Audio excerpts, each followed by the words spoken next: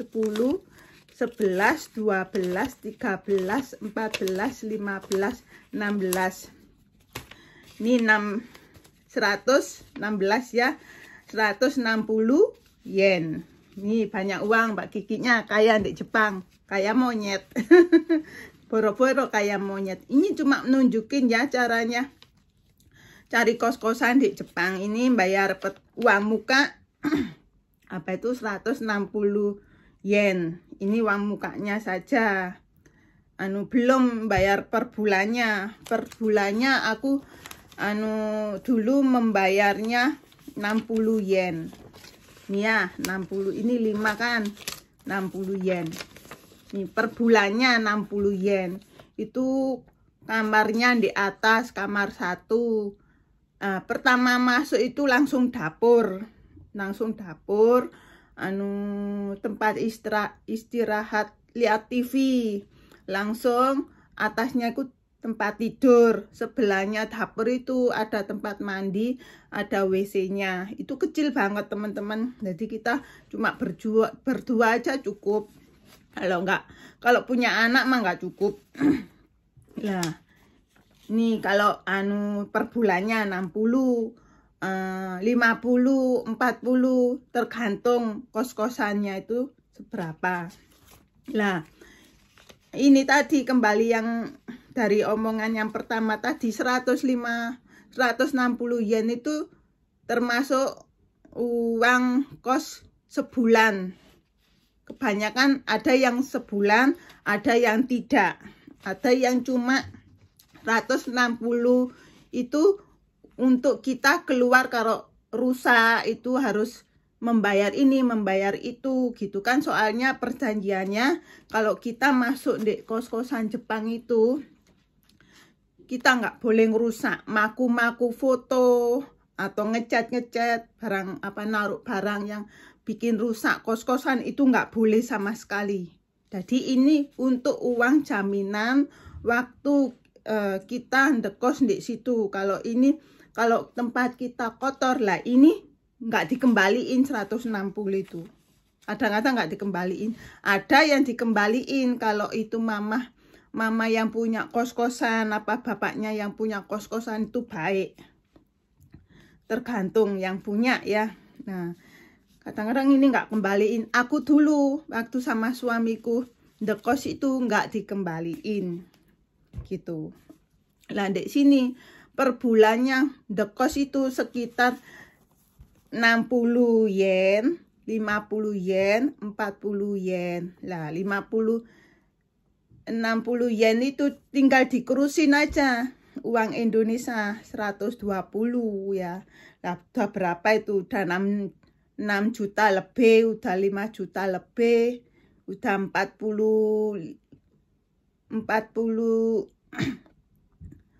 juta lebih kan. Kalau makanya kalau uang apa ini 60 ini 6 kan. Kalau 60 ini 60, kalau dikurusin uang kita 160 itu jadi 6 juta lebih uang Indonesia. Kalau 50, nah ini 5 kan, 50 kalau dikurusin uang kita jadi 5 juta lebih. Nah, makanya kos-kosan di Jepang itu sebulannya itu mahal.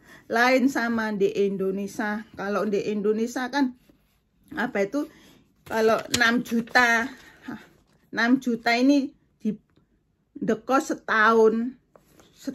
Kalau di sini nggak boleh lah. Kalau di Jepangku per bulan, ada tanggalnya per bulan gitu.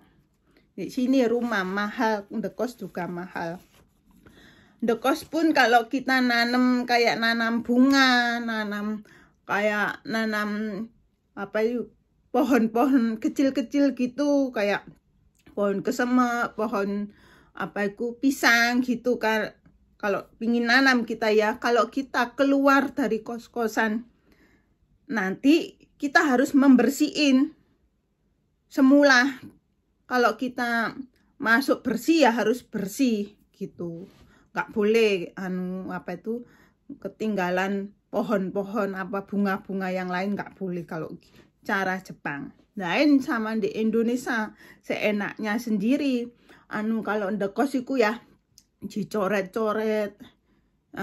Ada ndekos itu murah, cuma berapa uang Indonesia? Cuma 400.000. Uang Indonesia 400.000. Kalau di sini nggak bisa gitu. Ndekos itu sebulan 400.000, 500.000.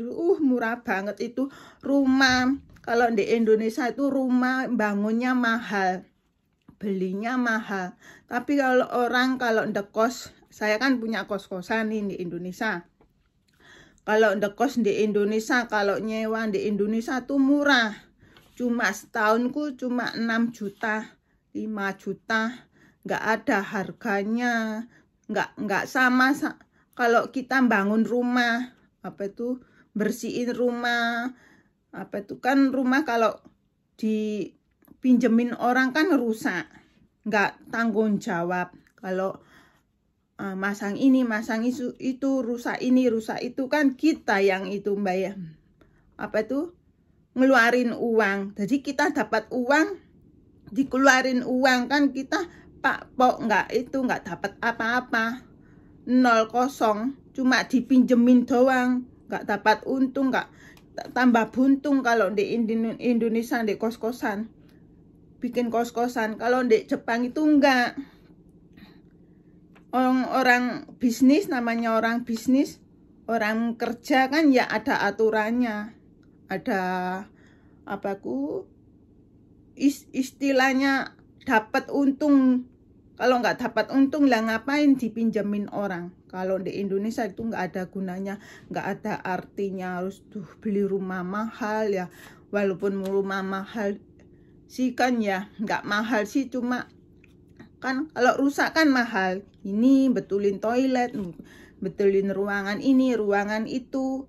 Nah, kalau rusak dia telepon. Kalau listriknya rusak, toiletnya rusak, dia telepon. Ini Bu rusak, itu Bu rusak. Gitu kan. Kita dapatnya cuma 6 juta. Kan nggak ada untungnya, kita malah buntung kalau di Indonesia. Lain kalau di Jepang. Semoga cara di Indonesia kayak di Jepang ya teman-teman,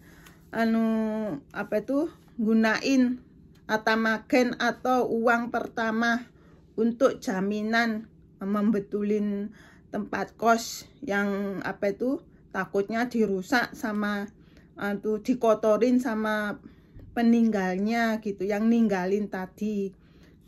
Dilihat, jadi ada perjanjiannya, harus tidak boleh ngerusak itu deh, Pak. Pokoknya walaupun nggak ada perjanjiannya, orang sini udah tahu lah aturannya kayak gitu. Soalnya kan bukan rumah sendiri, rumah pinjem, bayar per bulan. Jadi punya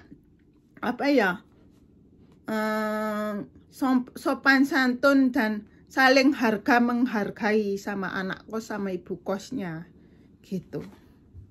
Mahal sini teman-teman, ada aturannya, ada itu loh, kantor, tempat kantor cari kos-kosan gitu loh kalau di sini. Jadi udah aturannya gitu, nggak kayak di Indonesia minjemin murah meriah gitu, nggak ada di sini. Makanya di sini tuh kos-kosannya ya bagus, kayak rumah gitu, 1 kamar, 1 tempat dapur, 1 tempat TV, dan tempat tidur kalau di sini.